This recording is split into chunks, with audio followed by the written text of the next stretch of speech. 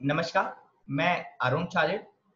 आज का टॉपिक है डिस्टिंक्ट पर्सन के ट्रांजैक्शन में आईटीसी लेने के लिए क्या पेमेंट करना जरूरी है, फुल वैल्यू का या वैल्यू का या टैक्स कंपोनेंट का।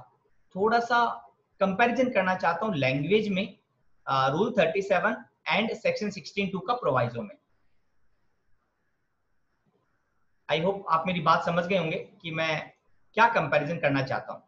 एज्यूम करता हूं मेरा हेड ऑफिस दिल्ली में है और एक मेरी ब्रांच ऑफिस है हरियाणा में। मैंने हेड ऑफिस से माल ट्रांसफर किया ब्रांच में।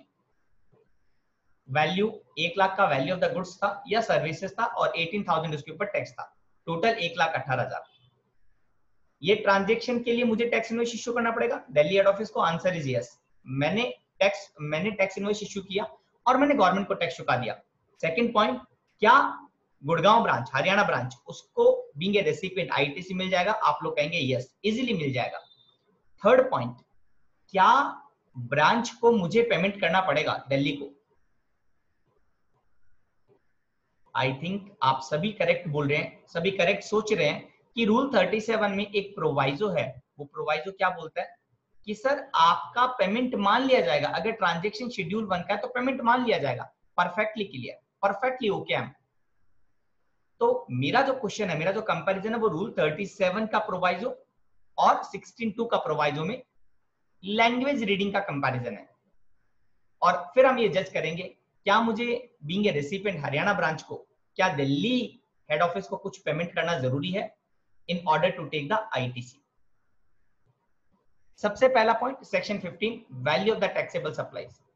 मुझे बताने की जरूरत नहीं है कि value of the taxable supplies include everything, जो भी मेरी ट्रांजैक्शन वैल्यू है प्लस कोई भी taxes. But other than this act मतलब उसमें वैल्यू में मैं जीएसटी का पार्ट इंक्लूड नहीं करूंगा। अभी अगर मैं वापस अपने ट्रांजैक्शन की बात करता हूं कि 1 लाख प्लस 18,000 टैक्स है, तो मेरा वैल्यू कितना है सर? 1 लाख रुपए। Absolutely correct. अब मैं आता हूं 16(2) के प्रोवाइजो में। ये 16(2) का प्रोवाइजो है जो 180 डेज की रिस्पॉन्सिबिलिटी रिसिपिएंट के ऊपर कास्ट करता है कि पेमेंट करना है। यहां पे अगेन वही हाईलाइट करना है, within a period of 180 days from the date of invoice an amount equal to the ITC availed by the recipient. कितना amount? Toward the value of the tax along with the tax payable.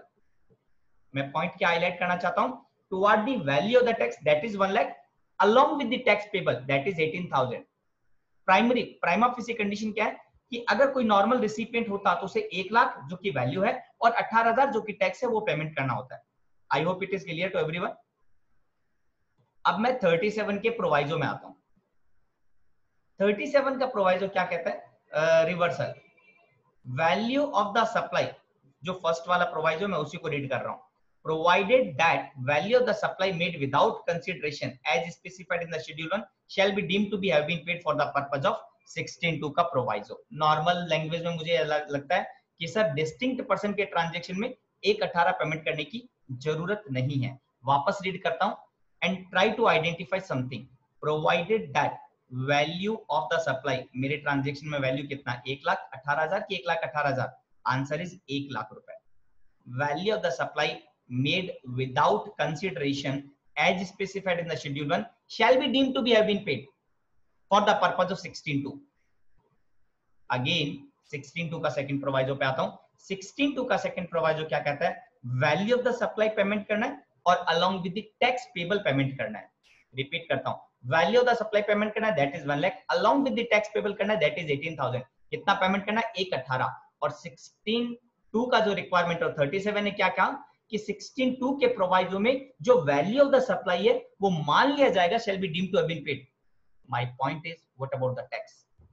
16(2) कहता है आपको 1 lakh plus 18,000 total payment करना है, जबकि rule 37 क्या कहता है सर कि value that is 1 lakh has been deemed to be have been paid, meaning thereby 18,000 क्या?